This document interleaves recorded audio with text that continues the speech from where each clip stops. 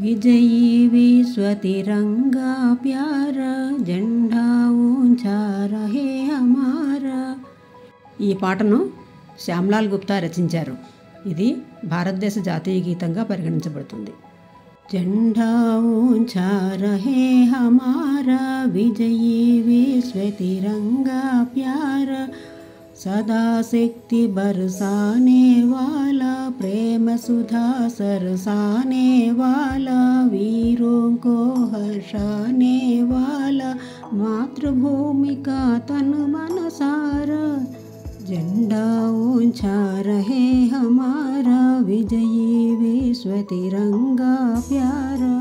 स्वतंत्रता की भीषण रण में लग कर बड़े जोश कण कण में, आवे शत्रु देख कर मन में, मिट जावे भय संकट सारा।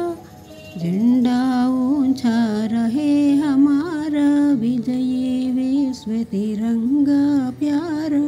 इन झंडे के नीचे निर्भय ले स्वराज्य यह अविचल निश्चय, बोलो भारत माता की जय, स्वतंत्रता ही जय हमारा। झंडा ऊंचा रहे हमारा, विजयी विश्व तिरंगा प्यारा।